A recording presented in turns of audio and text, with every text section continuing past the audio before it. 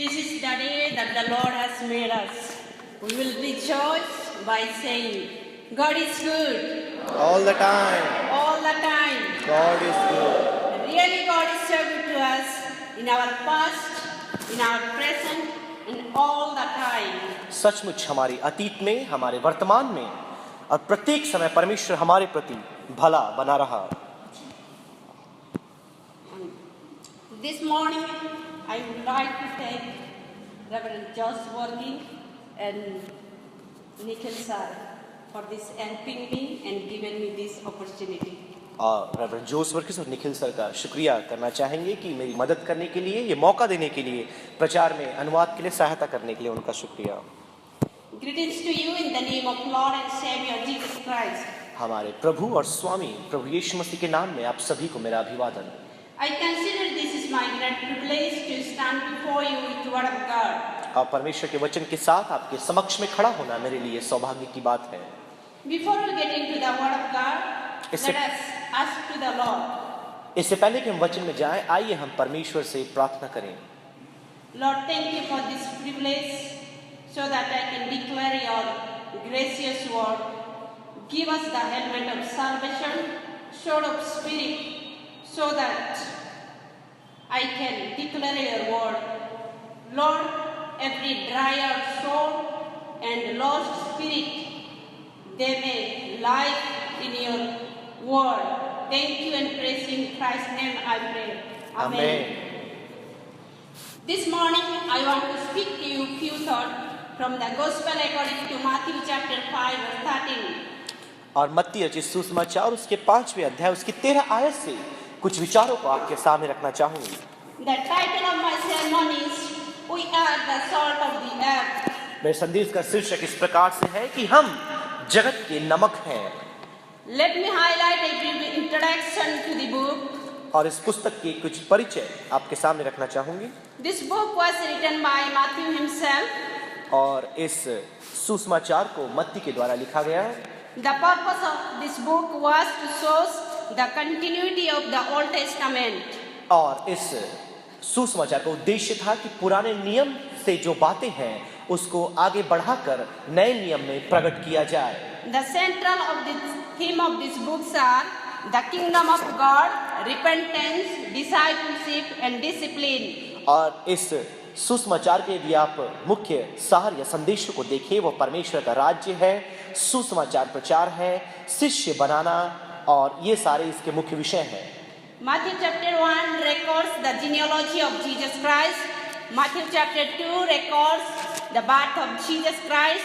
Matthew chapter 3 records the proclamation of John the Baptist. Matthew chapter 4 records the temptation of Jesus Christ. And Matthew chapter 5 records the Sermon of the Mount. यदि आप पहले अध्याय से देखें मत्ती के सुसमाचार, पहले अध्याय में आप प्रभु यीशु मसीह की वंशावली को देख सकते हैं।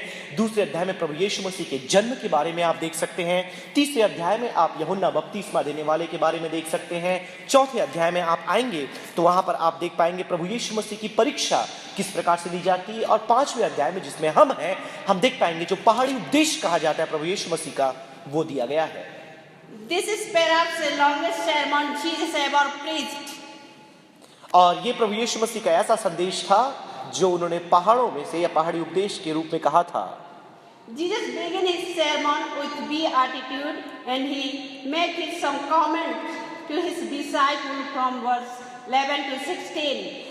प्रभु यीशु मसीह 5वें अध्याय की शुरुआत अपने धन्य धन्य जो शब्द हैं उसके द्वारा करते हैं। और 11वें अध्याय आयत से यदि आप देखें तो वह चेलों को कुछ विशेष बातें या निर्देश देते हैं।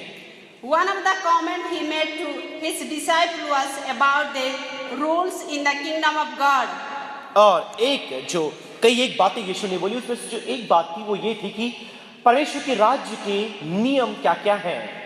Jesus gave a long teaching about the kingdom principle in Matthew chapter 5 to 7.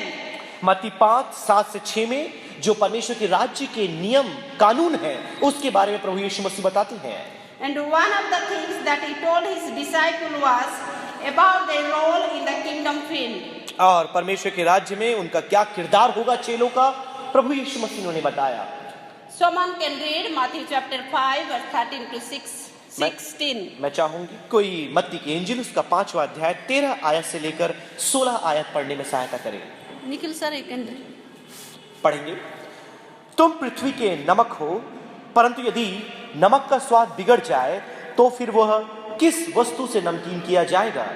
फिर वह किसी का काम का नहीं, केवल इसके कि बाहर फेंका और मनुष्यों के पैरों तले रौंदा जाए। तुम जगत की ज्योति हो।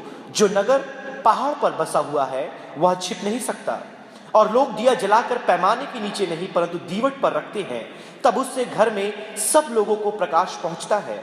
उसी प्रकार तुम्हारा उजियाला मनुष्य के सामने चमके कि वे तुम्हारे भले कामों को देखकर तुम्हारे पिता की जो स्वर्ग में है बढ़ाई करे।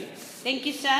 In this passage, we see two captions that Jesus gives to his disciples. और इस परिच्छेद में हमने दो शब्दों को देखा या दो शीर्षकों को देखा जो प्रभु यीशु मसीह अपने चेलों को देते हैं। The first one is the salt and second one is light. पहला नमक है और दूसरा प्रकाश है। Let me draw your attention to the first caption, salt. और आपके ध्यान को जो पहला शीर्षक प्रभु यीशु मसीह ने दिया जो नमक है उसकी ओर आकर्षित करना चाहेंगे। Salt has been a great ingredient to preserve the food from the beginning of human history. और मानव सामाजिकता है उसकी शुरुआत से यदि आप देखेंगे नमक का इस्तेमाल वस्तुओं को संरक्षित और सड़ने से बचाने के लिए किया जाता आ रहा है। Salt preservative ability eliminated dependency on the seasonal ability of the food. और यदि आप भोजनों की बात करें ऋतु के मुताबिक जो उनमें परिवर्तन आता है उस परिवर्तन को रोकने के लिए उसे बचाने के लिए नमक का इस्तेमाल किया जाता है। Obtaining salt was not too easy in the primitive world as you get today. और प्राचीन युग की बात करें जितने आसानी से आपको आज नमक मिल जाता है उन दिनों में नमक का मिलना उतना आसान नहीं था। Those days salt was highly valued tried throughout the history. और उन दिनों की आप बात करें पूरे इतिहास भर में नमक को बहुत ज्यादा महत्व दिया जाता था और बड़े अथक प्रयासों के द्वारा उसे प्राप्त किया जाता था। Until the 19th century, salt was one of the prime movers of the national economic and war. 19वीं शताब्दी तक की बात करें तब तक जो नमक था वह बहुत हद तक विश्व युद्ध का कारण और कहना चाहिए कि जो विश्व का एक अर्थव्यवस्था है देशों की अर्थव्यवस्था है उसे संभालने का काम करता था। The first register of the salt well produced around 4000 BC in Egypt. और नमक के बारे में यदि देखें सबसे पहली बार हमें पढ़ने को मिलता है जो 4000 वर्ष ईसा पूर्व मिस्र में उसके बारे में खोज किया गया था। And later in Greece and Rome. और फिर इसके बाद यूनान और रोम में भी आप देखते हैं नमक के बारे में लिखा गया है। In ancient Rome, salt was used as a currency. रोमी साम्राज्य के प्राचीन युग की बात करें तो नमक को एक प्रकार की मुद्रा के रूप में देखा जाता था। The Latin word salarium meaning a payment from which the word salary came. और आप ये देखिए जो लैटिन शब्द है सैलरियम जिसका मतलब होता है किसी को रकम या उनके नौकरी का मूल्य अदा करना, उसी सैलरियम शब्द से आप देख सकते हैं अंग्रेजी का जो सैलरी शब्द है जिसका मतलब हिंदी में होता है वेतन निकल करके आया। Salt was also given to parents to the groom in marriage until 8th century. और आप देख सकते हैं 8वीं शताब्दी तक लड़की के माता पिता के द्वारा वो जो नमक है वो दहेज के रूप में लड़के वालों को दिया जाता था। But it doesn't mean that salt was significant in ancient days, not, but even today is essential. इन सारी बातों का मतलब ये नहीं कि नमक केवल प्राचीन युग में महत्वपूर्ण था, उसका मूल्य था, लेकिन आज भी यदि आप देखें नमक का अपना स्थान है। There are 35 references talk about the salt in the Bible. Bible में ऐसी 35 आयतें हैं जो नमक के बारे में बताती हैं। The most popular probably being a Lord's wife. और सबसे प्रसिद्ध उसमें देख पाएंगे आप जो लूत की पत्नी who was turned into the pillar of the salt, जो नमक के खम्भे में बदल गई when she disobeyed angel and looked back the wicked city of Sodom. और ये तब हुआ जब उसने स्वर्गदूतों की आज्ञा न मानकर जो पाप में भ्रष्ट देश था सदोम उसकी ओर जब उसने पलटकर देखा ऐसा हुआ। If you look at the Ezekiel chapter 16 verse 4, it says, newborn infants were normally wrapped with salt prior to swaddling. आप यहेजकेल 16 उसके 4 को पढ़ेंगे, वहां पर ऐसा लिखा है कि नवजात शिशुओं के जन्म होने के बाद इससे पहले कि उन्हें कपड़ों में लपेटा जाए, उन्हें नमक की परत से लपेटा जाता था, उन पर नमक लगाया जाता था।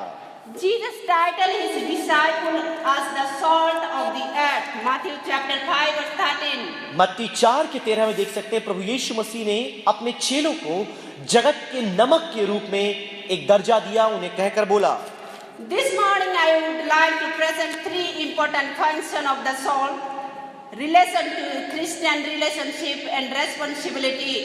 और मसीह जिम्मेदारी और रिश्तों को जोड़ते हुए नमक के विषय में 3 महत्वपूर्ण बातें आज की सुबह में आपको बताना चाहेंगे। Let us come to the first point, आइए fundamentality of the salt. आइए हम पहली बात में आए, नमक का महत्व। From the Phoenician history, it is understood that they harvested solid salt from the sea. आप यदि इतिहास को देखेंगे, इतिहास से ये बात मालूम चलता है कि वो नमक जो है वो समुद्र से निकालते थे। The harvest method that they used was flooding plains of the land with seawater. और फिर वह उस नमक के निकालने की जो पद्धति होती थी, जो तरीका होता था, वो नमक के पानी को लेकर बर्तनों में इकट्ठा करते थे। And then having the plains dry, water dried, and salt which was left, they collected and sold.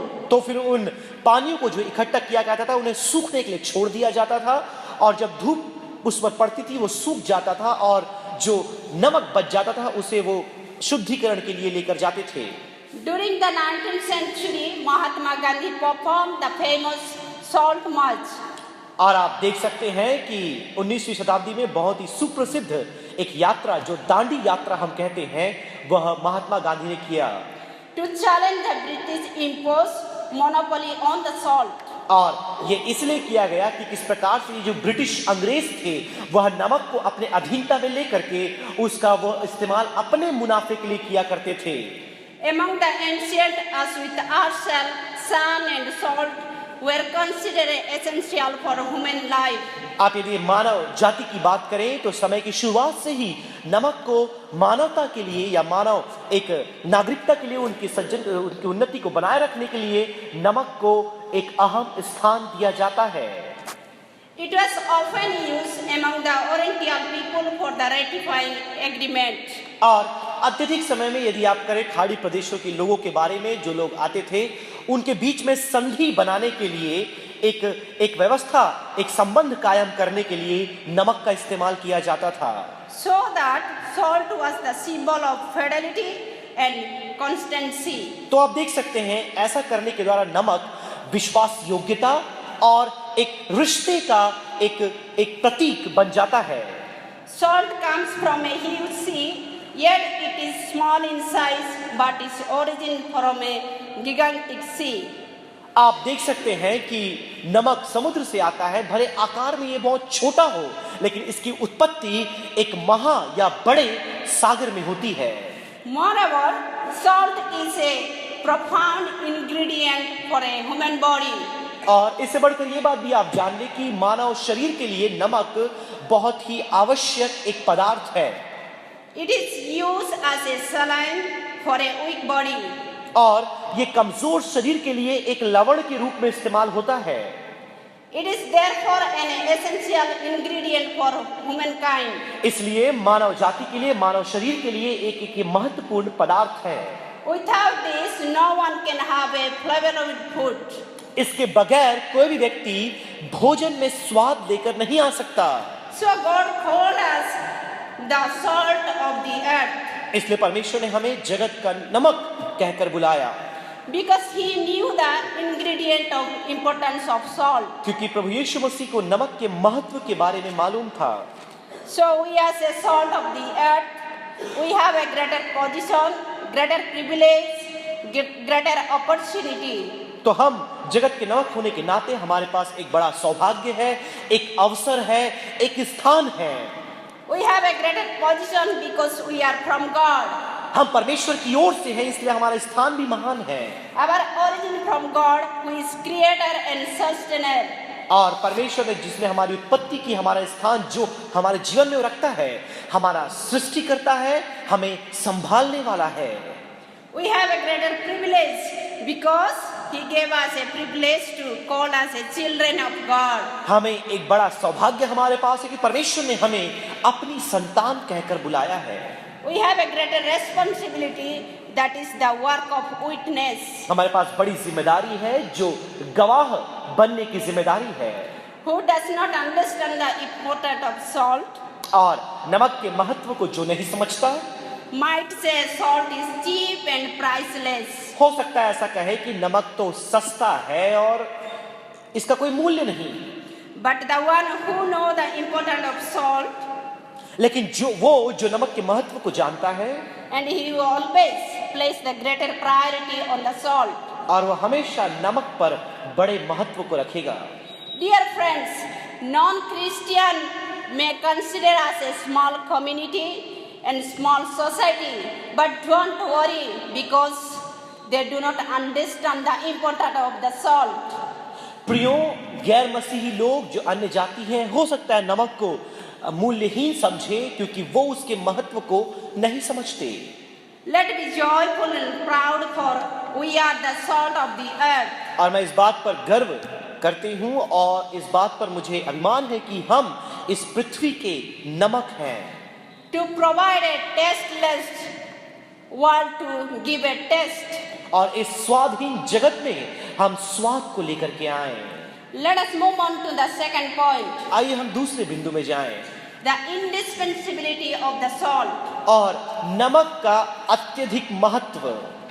In order to understand the indispensability of the salt, और नमक के अति महत्व को यदि आपको समझना है, if you look at the second Kings chapter 2 verse 20, यदि आप दूसरे राजा 2:20 को देखते हैं, in this verse we find about the spring. हम यहाँ पर ऋतु के बारे में देखते हैं Which was the source of life to the city of Jericho. जो यरीहो के नगर के लिए एक जीवन का स्रोत था। City was well established, people were good, land was good, but the spring was bitterness. तो आप देख सकते हैं कि वहाँ का ऋतु, वहाँ के राजा अच्छे थे, वहाँ के लोग अच्छे थे, वहाँ का सब कुछ अच्छा, लेकिन जब ये मौसम आया तो ये मौसम उनके लिए बुरा था। The water was not good. वहाँ का पानी ठीक नहीं था। It had a bad taste to the bitterness. और आप देख सकते हैं वहाँ का जो पानी कड़वा था। According to the popular view, the water was causing miscarriage and devastation. और इस आयत के मुताबिक यदि आप पढ़े तो वहाँ पर जो लोग इस पानी को पीते थे उनका गर्भपात हो जाता था और फिर वो बीमार हो जाते थे। So the people of Jericho had a difficult time. तो यरीहो के लोग बहुत मुश्किलातों का सामना कर रहे थे। Imagine without water how the life would have been. कल्पना करें कि पानी के बगैर जिंदगी कैसी होगी। If you look at ourselves, one day we are not getting enough water. What we are doing ourselves as we are murmuring, shouting each other.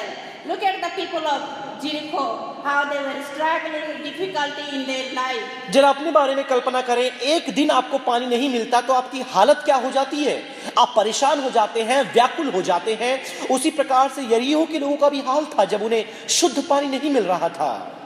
Due to their bad water, there was no productivity of food, vegetable, and so on and so forth. और आप देख सकते हैं पानी के अभाव की वजह से वो फल नहीं उपजा पा रहे थे, खाद्य पदार्थों को उपजा नहीं पा रहे थे और कई प्रकार की दूसरी परेशानियों का सामना कर रहे थे।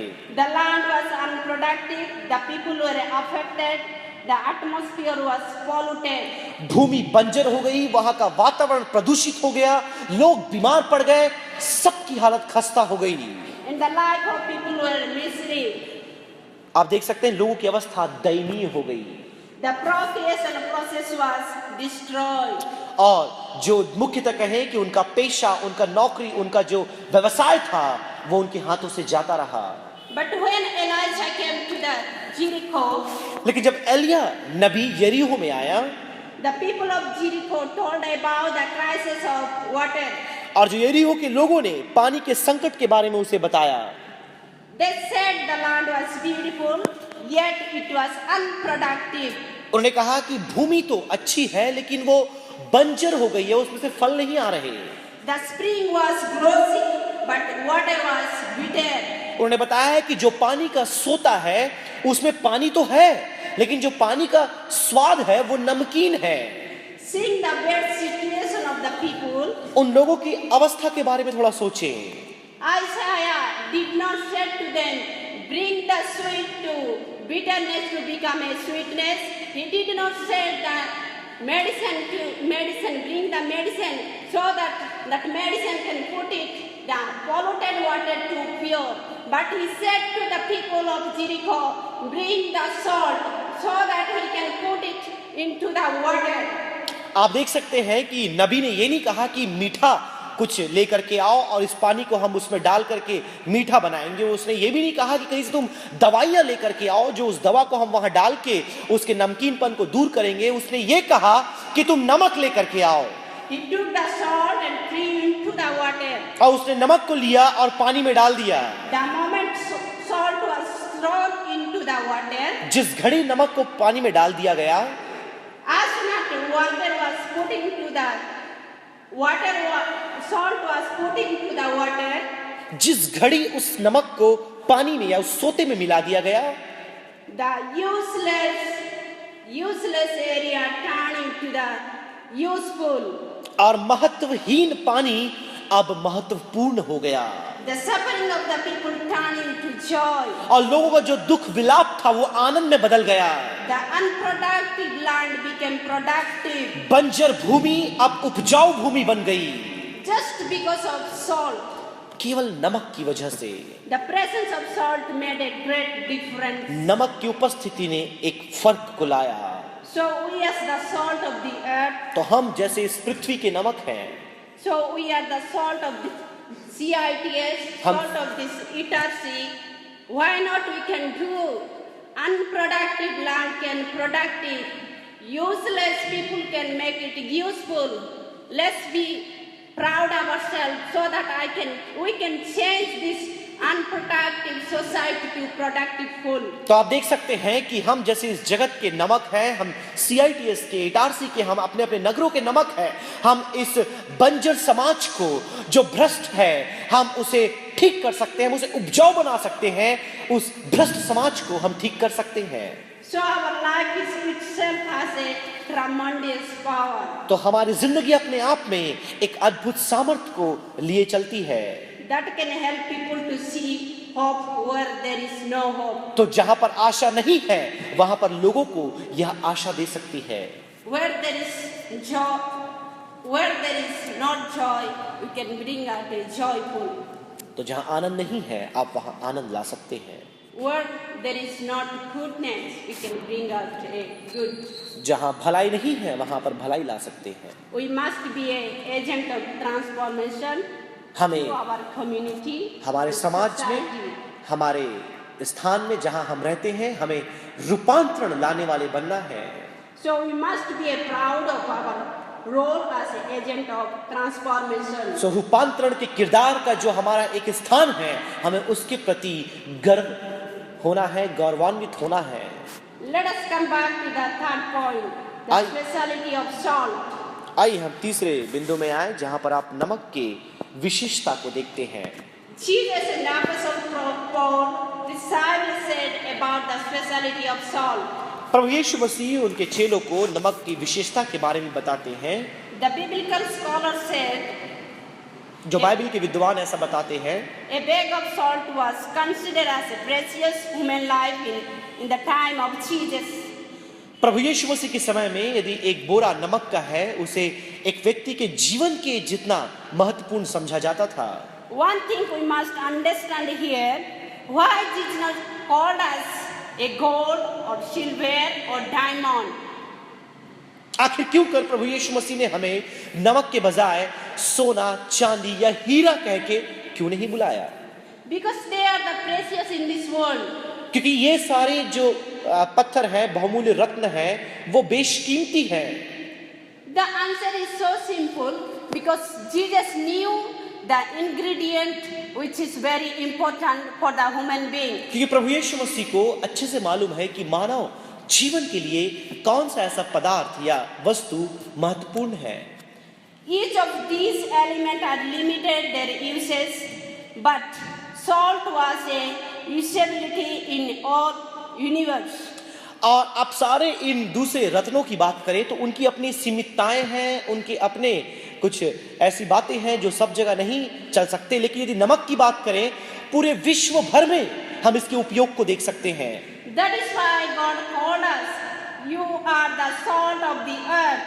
इसलिए प्रभु यीशु मसीह ने हमें कहा कि तुम पृथ्वी के नमक हो। The specialty of the salt is taste. नमक की विशेषता उसका स्वाद होता है। Medical science says salt gives zest to the food which is unappetizing. आप यदि वैद्य चिकित्सक जगत के विज्ञान की बात करें तो नमक के बारे में कहा जाता है वह भोजन में स्वाद देता है और जिनको भूख नहीं लगती उनके अंदर भूख बढ़ाता है। If you look at the Job chapter 6 verse 6, this put it in a form of rhetorical question. यूहन्ना 6:6 को यदि आप देखेंगे इसे एक प्रकार से प्रश्नवाचक कथन के रूप में कहा गया है। Can that which is an unflavored food be eaten without salt? वहां ऐसा लिखा गया है क्या कोई भोजन को बगैर नमक के खा सकता है? The answer is no. उत्तर उसका है नहीं। Because without salt no one can eat the food. क्योंकि नमक के बगैर कोई भोजन नहीं कर सकता। If you look at our home, if I cook something, there is no salt. As soon as jointers are come to know, there is no salt because there is tasteless. और अब अपने बारे में यदि बताऊं तो जैसे मैं घर में कुछ खाना वाना बनाती हूं और फिर जब वहां पर जैन सर उसको चखते हैं नमक उसमें नहीं होता वो तुरंत बोल देते हैं इसमें तो स्वाद ही नहीं है। Because the unflavored food requires salt. क्योंकि एक भोजन में यदि आपको उसको लजीज बनाना है उसमें स्वाद लेके आना है आपको नमक डालना अनिवार्य है। In order to make it flavor. और उसमें आप स्वाद को ला सकते हैं। Salt turns a unflavored food to flavor and causing us to enjoy food. और जो नमक स्वादहीन भोजन को स्वादिष्ट बना देता है और हमें उस भोजन का लुत्फ उठाने में हमारी मदद करता है। Which you could have refused to eat. और हो सकता है यदि नमक नहीं होता तो उस भोजन को आप नहीं खाते। Salt not only provide the gist to the food, but it also resists the process of pollution. और नमक ना केवल भोजन में स्वाद प्रदान करता है परंतु वह भोजन को प्रदूषित होने से भी बचाता है। Paul very clearly says, Colossians chapter 6, 4 verse 6. कुलुस्सी की पत्री 4 उसके 6 में पौलुस स्पष्ट रूप से इस बात को कहता है Let our every conversation be seasonal with salt. तुम्हारा हर वचन अनुग्रही और नमक के साथ स्वाद में मिलाया गया हो। If we are look at ourselves, if you talk a one person first time, then that person is talking a very sweetness. Then after that, what we talk, we say she is very sweet. Our talking is just like a sugar. But here, Paul says, your talking must be a salt. और आप किसी से बातें करते हैं आपको लगता है कि वो कितनी मीठी बातें करते हैं उनके शब्द मधु के समान हैं लेकिन यहाँ पर प्रेरित पौलुस कहता है कि तुम्हारे शब्द तुम्हारा बोलना नमक के समान नमकीन हो। Let our talk and conversation be taste like salt. हमारा बात और हमारे शब्द नमक के समान स्वाद देने चाहिए। None should despise because of our bad talking. और हमारे बुरी बातों की वजह से लोग हमसे खेदित ना होने पाए। Let our talk be medicine to the broken heart and comfort those who in sorrow. होने पाए कि जो लोग दुख में हैं उनके लिए हमारे शब्द एक आनंद का कारण बनने पाए, जो लोग बीमार हैं उनके लिए हमारे शब्द दवा का कारण बनने पाए। That is why Gospel according to Luke chapter 4:22 says, The people was amazed at Jesus' gracious word. इसलिए लूका 4 के 22 को आप पढ़ेंगे, वहां पर लिखा हुआ है कि प्रभु यीशु मसीह की बातों को सुनकर लोग अचंभित हो गए। Let our word be full of joy and grace and love to the others. इसलिए हमारे जो शब्द हैं दूसरों के लिए प्रेम, सराहना, अनुग्रह का कारण बनने पाए। Let our construct people with the language of love. आइए हम प्रेम की भाषा के द्वारा लोगों का निर्माण करें। Let me conclude by recalling my sermon. अपने संदेश को एक बार फिर से दोहराकर मैं समाप्त करना चाहूंगी। The first one is the fundamentality of salt. It is preservative capacity. और हमने देखा पहली बात कि इस नमक की बुनियादी बात क्या है, या सबसे महत्वपूर्ण बात क्या है। हमने देखा कि नमक वस्तुओं को संरक्षित करता है। The second one is indispensability of salt. फिर It हम- is productivity. फिर हमने दूसरी बात देखा कि नमक की अनिवार्यता क्या है, कि इसलिए क्यों ये अनिवार्य है। हमने वहां पर देखा कि नमक जो है वो उपज लाता है, यह उपलब्धि लेकर आता है। The third one is a specialty of the salt. It gives us taste. तीसरी बात हमने देखा कि नमक की विशेषता क्या है अपने आप में। हमने देखा कि नमक अपने आप में स्वाद को, एक लजीज स्वाद को वह भोजन में लेकर आता है। Before I conclude, I want to say one story about salt. इससे पहले कि मैं समाप्त करूं, नमक के विषय में एक कहानी आपको बताना चाहूंगी। Once upon a time, there was a family. एक समय में एक परिवार की बात है। They had three girls, means daughters. उनके बाद 3 बेटियां थी Gradually they grown up. और समय के साथ वो बड़े हुए।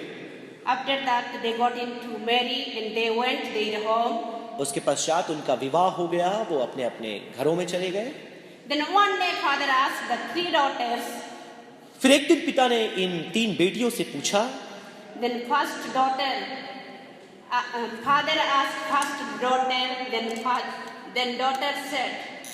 और जब पिता ने पहली बेटी से पूछा तो बेटी ने यो कहा, How much you love me? Father asked to daughter. Then daughter said, I love like a sugar. और फिर पिता ने जब बेटी से पूछा कि बेटी तुम मुझसे कितना प्यार करती हो, तो बेटी ने कहा, मैं आपको शक्कर के समान प्यार करती हूँ। Then father asked second one, how much you love me? Then second one said, I love you like honey. और दूसरी बेटी से पूछा कि तुम मुझसे कितना प्यार करती हो, तो दूसरी बेटी ने बोला, पिता हम आपको मधु के समान प्यार करते हैं। Then at the last father asked third one, how much you love me? और फिर तीसरी बेटी से पिता ने पूछा कि तुम मुझसे कितना प्यार करती हो। Then third one is said, I love you like salt. तो तीसरी बेटी ने कहा कि मैं आपको नमक के समान प्यार करती हूँ। Then father was amazed, how she said me like love you like a salt. तो आखिर तुमने, पिता ने वो बेटी से पूछा, मुझे नमक के समान प्यार करती हो, ऐसा क्यों कहा? Then father one day happened to go their home. He went first daughter, then he went second daughter, and he went third daughter. और फिर एक दिन ऐसा हुआ कि पिता को समय मिला कि पहली बेटी के यहाँ जाए, फिर दूसरी बेटी के यहाँ जाए, फिर तीसरी बेटी के यहाँ जाए। Then when he went to first daughter, जब पहली बेटी के यहाँ गया ये पिता, then daughter cooked a food, and as usual what want to do, she did it for his father. और ये बेटी अपने पिता को खुश करने के लिए भोजन बनाई और जो कुछ वो अच्छा कर सकती है अपने पिता के लिए करी। Also he went second daughter. दूसरी बेटी के पास गए, Then second daughter also did the same thing. दूसरी बेटी ने भी वही सब कुछ किया। Then he went third daughter. फिर तीसरी बेटी के पास गए। Then third daughter, as soon as father came, he went and hugged his father and put a kiss and hug and said, how are you father? How much I love you like a salt. Where are you? Then how this long time you didn't come more my house? Then he hugged him and kissed him and he brought to his home very lovely and very graciously and peacefully, and he hugged and said everything and asked everything. How are you? How is your mommy? Everything he asked the father. और जब तीसरी बेटी के यहाँ पिता गया, वो उसके घर में जाने के पहले बाहर निकल गई और उसे गले लगा ली, फिर चूमने लगी, फिर पूछ लगी, पिता आप कैसे हैं, इतने दिन तक क्यों नहीं आए, कहाँ थे, क्या कुछ किया, मम्मी कैसी है, सब कुछ पूछा, उनका हाथ पकड़ कर घर के अंदर ले गई और फिर उनके साथ बहुत ही अनुग्रही तौर पर बड़े प्रेमी स्वभाव के साथ उनका घर में स्वागत किया। Then daughter cooked a chicken curry and he gave to his father. फिर बेटी ने मुर्गी बनाई, अपने पिता को दिया। Then she gave a without salt, gave to his father. और नमक के बगैर पिता को परोस दिया। Then as soon as father started to eat, और जैसे ही पिता खाना शुरू किए, then father understood that there is no salt, no tasty. पिता तुरंत समझ गए स्वाद नहीं आ रहा है, नमक की कमी है। Because that day he understood that how much salt is important for the world, for us and for everyone. और उस दिन उस पिता को समझ में आया कि इस जगत के लिए, हमारे लिए और हर एक के लिए नमक कितना महत्वपूर्ण है। So my friend, how ingredient that usability in our life, तो in our spiritual life, in our physical life, in every areas of our life. तो हम देख सकते हैं कि नमक न ही केवल हमारे आत्मिक क्षेत्र में, हमारे शारीरिक क्षेत्र में, परंतु हमारे रिश्तों में कितना महत्वपूर्ण है। So let us be like a salt. आइए हम नमक के समान बन जाएं। And thank you very much for this short sharing. और Thank you hearing me and thank you everyone. God bless you और and amen. मेरी बातों को सुनने के लिए, प्रचार सुनने के लिए आपका धन्यवाद। परमेश्वर आपको आशीष दे। आमीन।